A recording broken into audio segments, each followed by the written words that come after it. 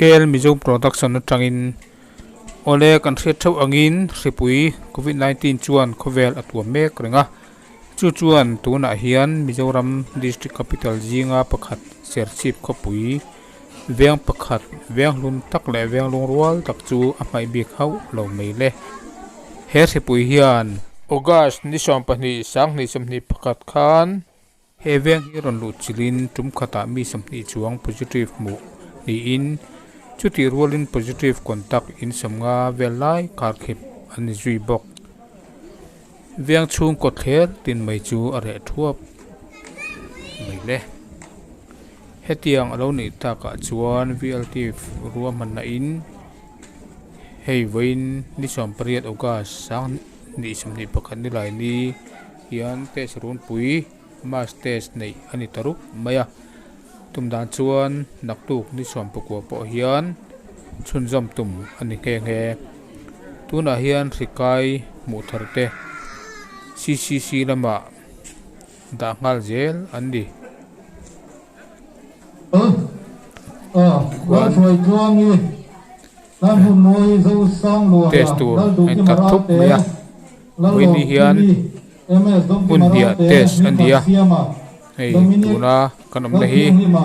hei sersi veng chung volleyball court ria hei zolu ti hola test nei mek ani ya chuti rualin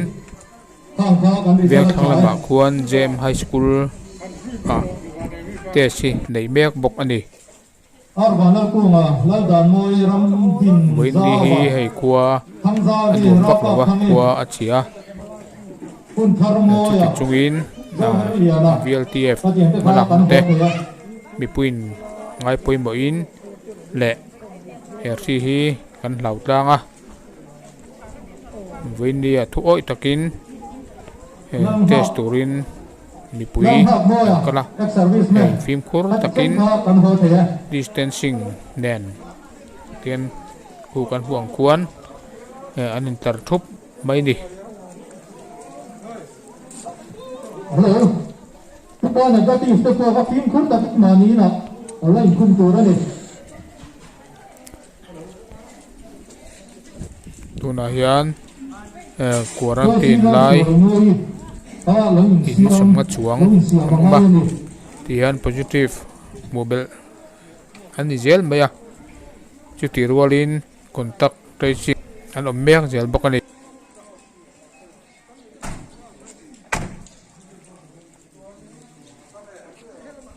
tuna motor lo chuak kan hukha doctor homtei ani tian zolu ti hola hian test mek ania an test to ho hi in chunglama khian an chhotir zel ani ti chuan positive le negative kha an ron puanga negative te kha chu an ho thei an ho ngal thei ani in lama in khung tur in an buang khian tuna khian an test meka chuti rualin veng thanglama JM High School a an test mek bok ani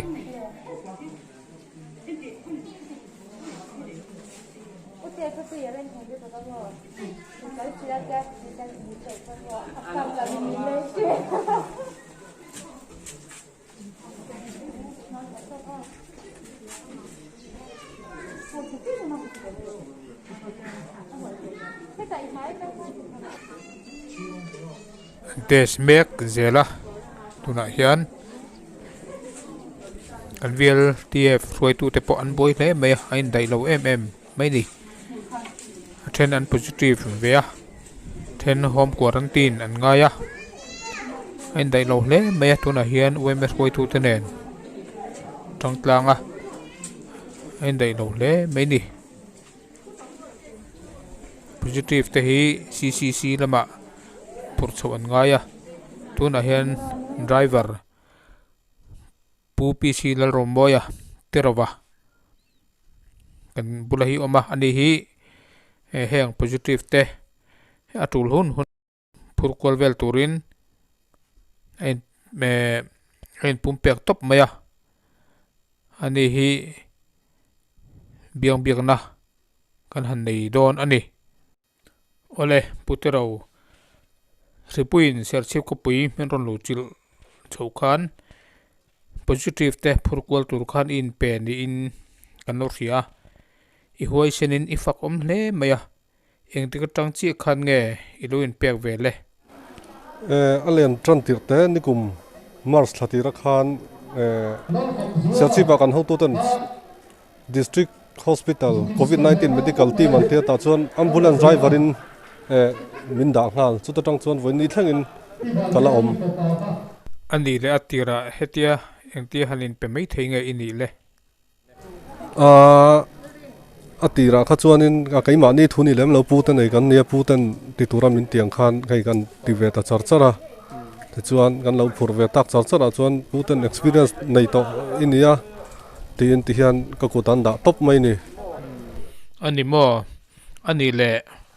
hetien pek ta ka chuan atira han ho phur le han lo thona deute inei ve rengem atir kha chuan nei ve dawa positive ka phur ma sakber don kha chuan ka hu phur ve daw leka maro chu kan nu hian lu chunga kut ngatin min tong try saka kha khan min ti confia voi ni thlengin han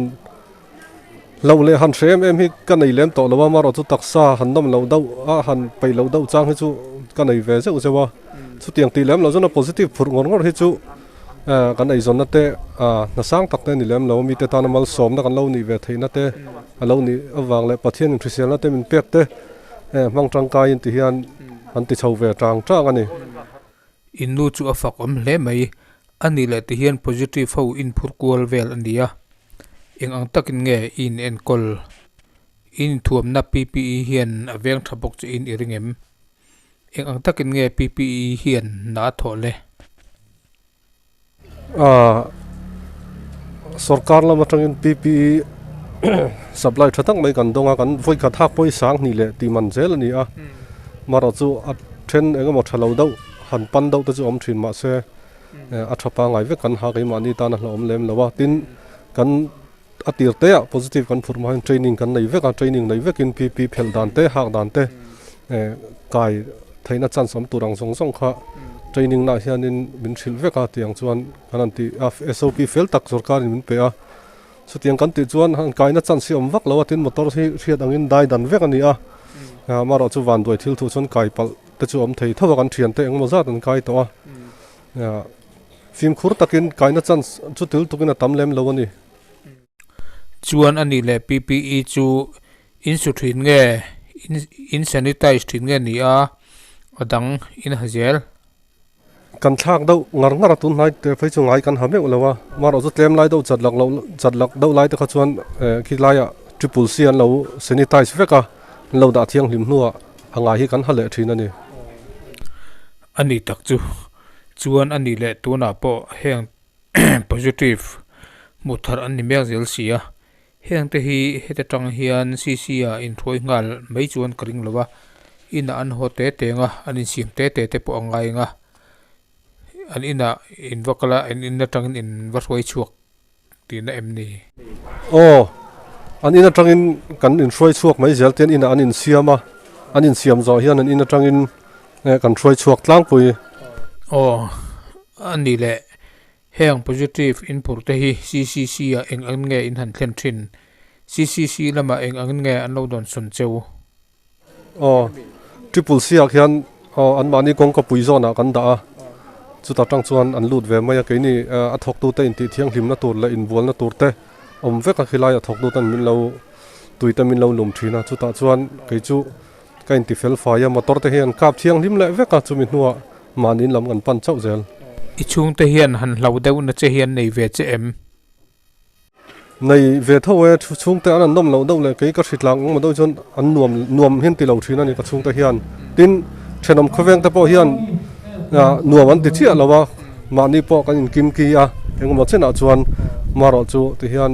kan ei zon na te ni vain ti lo thei lawa ne kan soi bel du pakha chu tianga anol pui tan han hlom em kan ni lo ni a hlom jok takai ro hi chu pp halem lo kholai te chuak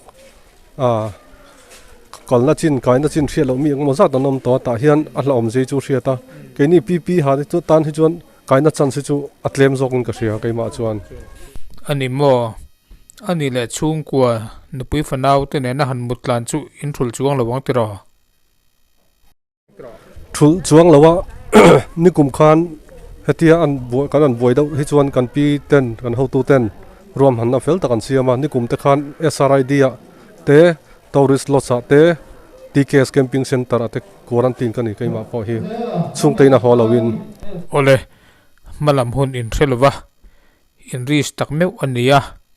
midang ta na mal som na ni tura in pek na aro pui le mai le atop lam kan lo nei do nanga nang ma nia mi ten thria se du te in em mi te riat tura i du ang te han sui ta che kan soi du pakhat chu pp ha in lir thein kan tlan kuala veng sang sa kil khor tak tak ate kan kal kuala ni man ho do chang te kan an naya chuta chuan lir thei lo tlan ve te hian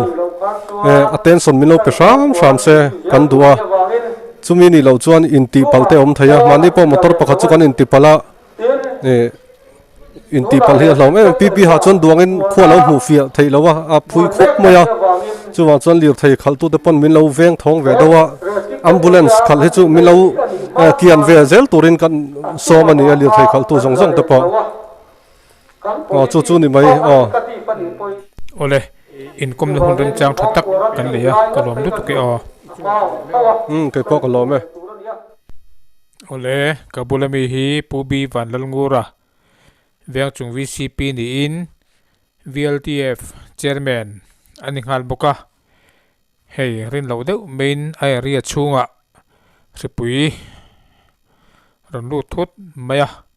mi eng mazat positive hei hi eng wanga lo thlingen ni a riat hei vcp an dia kochung development po thokman dek lovin ripuya wangin an boy ania he thila hian mi puitan han riat tur te po sei tu tam tak anin arin oma sei turin I han som ang miang ole ei veng chung vc area positive kan nei mol renga abulin tran na hi rin thu te chuan an soi thayom ma sela mi ming lama chu mi te wangan mi te ron kai dar ti te chu thil nu mani lem lo mi te tan ngai thak rew mania kan in riat chuan a tran bul bera hi chu pupi si zai re mo yate nu pa in ring lelin tes an lo juk neya an nia tang hian kan anin mu chuak tran chu nia an din an contact te le an chung ku te kan an trace kan an tes khan lo positive phok me ni khat ni mi som parit lai mai positive kha kan man muwa tiang kan are mai do na mo kan tia zan lama te symptom nei an oma tu ka kan zukin te sa ni tin mai char lak loin hei ni som pali atang khan ni tin an jatan chu wang chuan kan khotlang kan mang anga department le dc thu nei tu te po beron man lovin helai muna ke mani tokin dan in siamin midang tlo po thailo le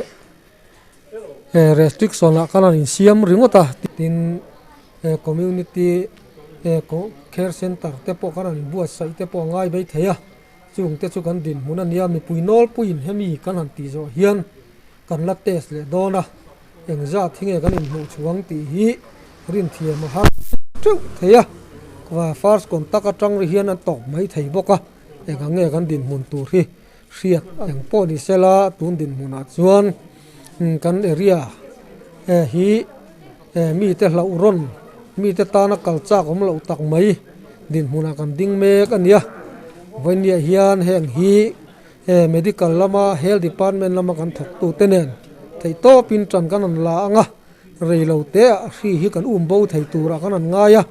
zoram mi puite poina an hria ta kan du chu tuna sarkarina sop azam midang tlo polowa mani chung kwa tam hi kan zir poimo le helai veng hin tlo po tak kan ni hloma wang hian kan soi tong khan covid hian kan ram hi mi chua san to lo mai thaya chu wangin kan nuna hian phim khurna kan seng lua kan ni tin nun phunga habita kan nei lo chuan he hri hi kan in kai dar fo dona kan hrian lo lai le he kan be sei lo lai hian kan lo pung le hluai thei thina ni ti hi kan hriat thara poimo ut sil tamte mi thil sa da kuwa ang si te ban tam lowa ma nin to del te po mi zir tir theyome henga tang te hian in kai dar na chan tha tak ania wangin e khomo ti hi sim ahun khop maya he covid free awang te po hian chung chung zo mi pui te hian kan hriat thar le poimo zuk le muam ur nam kan nia he kan ur ang ai hianin kan in to del lowa chung konga te po chuan fin chu tu ni thar se a tha khop maya voinia hian he helai se chi veng chung kan anin mu ni maya in test che ila veng dang poi enge kan din hun niang ti hi ngai tu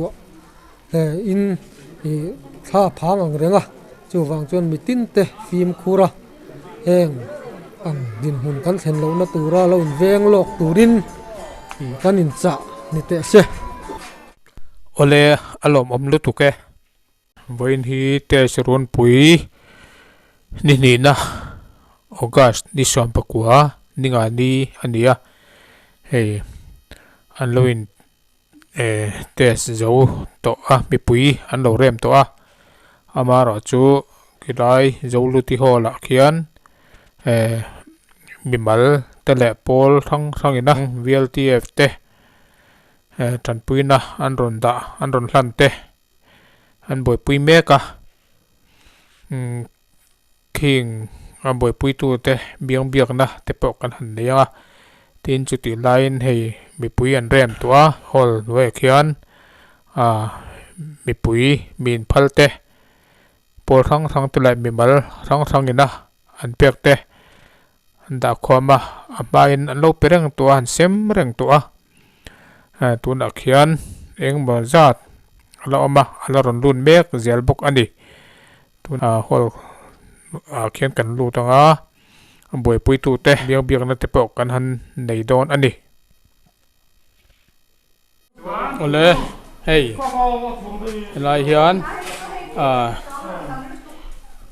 seitong khan bi in phal kana chme tin reng te an ron pek khom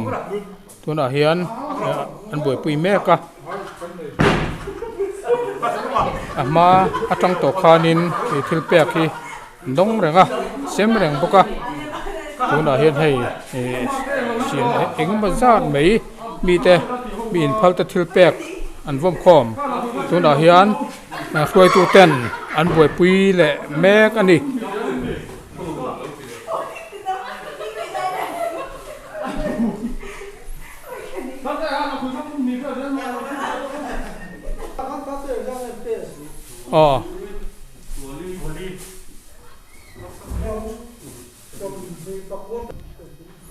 tuna hian an boi pui meka Salvation Army Serchip Korten Veng Chung Task Force te an boi em maya atul tulan manatan tin poisa hi kan han hlan ve ni thil tam tak phei chu kan ti thei lo a tong trai na kan lo thereng bok ani ti kha kan soitel du bok ani kan lom hle mai kan lom lu tu ke le tun me ya khan Salvation Army atangin thilpek veng chung VLTF 10 andong bokani helai a hian nula fel tak mai UMA lama kan khoi tu hlun kumnga khoi tu lo ni zon zak to awat don mabak nimek andia ani hi tom ngai khop maya ahun zong hi full time in wemetan athok baka hei kan fiat thu angin veng chunga sipuin min lo chila hemia po hianin atha le jung a theina zong a pe a hemia hian han sei du te anem sei turin som te ang ani hi nula nun pui ani soi tur po ka var shelo ve hetia anga kan veng chunga van doi na lo thleng ta hi apoi ti me lo hi chu soi tur kan shelo ba amai ro chu chumin ni lai chuanin mi pui kan lo in mangai zia te thenom kho veng kan lo in ngai ven ton zia te atharin kan mule a kan veng chunga om sa reng hi kan in lai nat na le kan tlongoi na alo ro pui tak zeta ni ti kha e ka soi du ni chu jong chu ni me ro se alo om le mai nula nan pui hei tuna hian tuna hian min phaltena an thil pek tuna hian sem chuak me ka ni home quarantine tam tak an oma chunga te chuanin heng min phalte thil pek hi an sem chuak me ka ni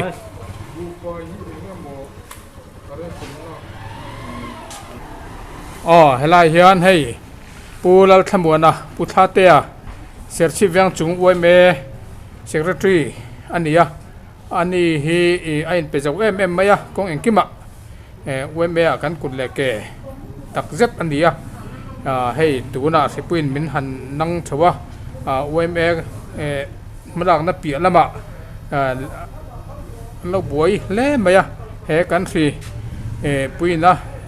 min ron nan chung chang hian veng chung min ron tuam chung chang hian enge an chung kwa te hong an yem buai viau ti kan ria henga te hianin enger mi puitan an riat tur chi emo sei du nei mai theya tin ama har san te a buai na ang te po sei tur te po mai thei aril ru amang te a sei ve te se kalau me hei tun trum ayam van doi thak tak main serchi veng chunga kan du lo le kan bei sei lo ang da win covid 19 3 aron leng thut maya kan in ruam man lo ti la adik ber ome ama ro chu van nei na deu kan nei chu covid 19 kan mu chua a hian atuk maya mi thi te kan han nei zuya van duai kan in ti rualin mi thi te kha covid 19 kan mu chua ma hian lo om ta se tuna hian kan dar fe do ni na langa chumi wang chuan van duai na chunga van nei na ni te poin a hriat theya tin ei tun truma hian kan VLTF lam kan OB te quarantine home quarantine ngai an ni deuh furme chu wang chuan VLTF member te awmangang kan ha khop maya amaro chu veng chung tan kan thatlan na tur zo kan ni awangin ha po soiloin ti hian thei to pin tran kan han la ke kan han pen ania chuti rualin hei veng sang VC le YM mun sang atangin tom ngai pol te atangin tran puina paisa le bu fai le chome te hei minom pe khom thina ngei tu na po mi har sa te chome tur ti hian kan han sem ko le don ania hetiang min pe tu zong chunga hian lom thu veng chung branch YM ming po in kan han soi dua tin VLTF te awmangang kan thokho tha tin ma test kan nei na po VLTF lam hi duty tur kan mumal to lawa chuwang chuan veng chung branch YM executive committee chin duty turin kan in ruata thatakin kan duty te kan ti hlo tling theya kan in pek na a lom thu kan sei du bokani chu ka sei thei tok ni se kalo ngaro lom thuan seina in thir pakhat hei iboi le meya akula ta in helaya in pe enge in pui fanau ten hantri na deute anei chem nangma azana te innu ten in mu ho thayem in chung ku har sana te to phaem